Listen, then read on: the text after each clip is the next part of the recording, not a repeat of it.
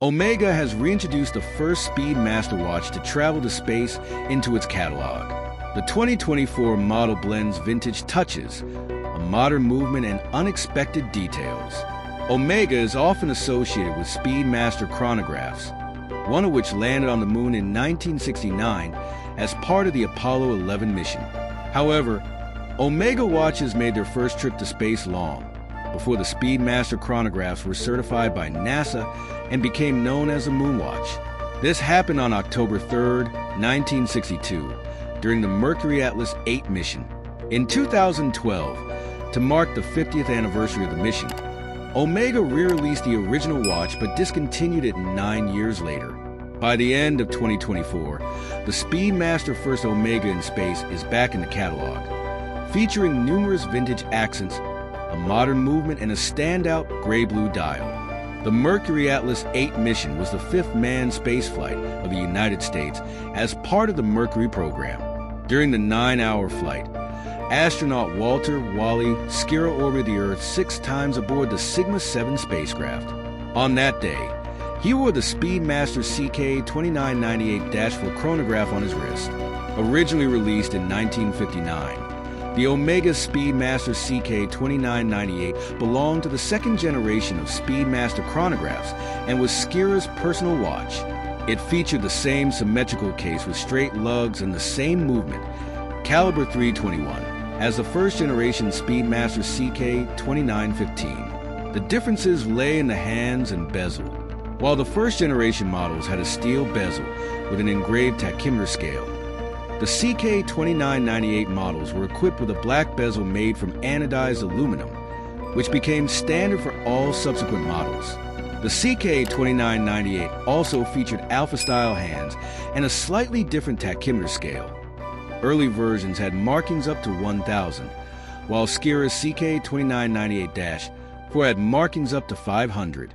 The 2012 model featured a 39.7mm case, the same as in 1962, equipped with straight lugs.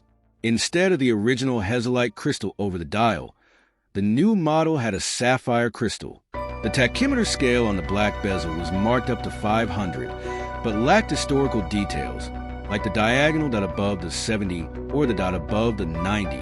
Another feature of the 12-year-old model was a flat dial with vintage Omega and Speedmaster inscriptions, alpha hands, and an applied Omega logo. Essentially, the dial design was different from the classic professional Moonwatch models, yet it didn't fully replicate the CK-2998 either. Beneath the case back, with its signature engraving of a seahorse, was a classic caliber 1861 with manual winding. The 2024 release makes a clear nod to vintage accents, starting with the symmetrical 39.7mm case.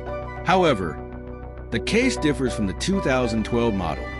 It has a different lug shape and finish, and it's thinner, 13.4mm compared to 14mm 12 years ago. The lug-to-lug distance is 48mm, and the water resistance is 50 meters. The bezel insert is still made of aluminum and features the over the 90, which will appeal to fans of early Speedmaster models. The glass resembles Hesalite, but is actually sapphire with anti-reflective coating on the inside. The gray-blue dial with a sunburst finish is reminiscent of Speedmaster CK-2998 models from the 1960s. Unlike the flat dial of the 2012 model, it has a step construction with an applied Omega logo. The Omega and Speedmaster inscriptions on the dial use the same font found on CK-2998 dials. As for the hands, the hour and minute hands are in the alpha style, while the hands on the subdials are either stick-shaped or also in the alpha style. The dark inserts on the hands and hour markers are filled with superluminova, which glows green. The case back is equipped with a 2-step cover.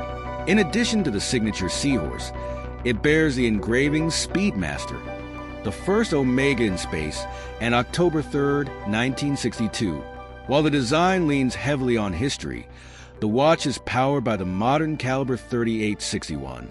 Today, this movement underpins almost all manually wound Speedmaster models. Its features include a coaxial escapement, silicon balance spring, high resistance to magnetic fields, and a master chronometer certification. The watch comes with either a leather strap or a steel bracelet. The strap is available in black or brown, both with beige stitching.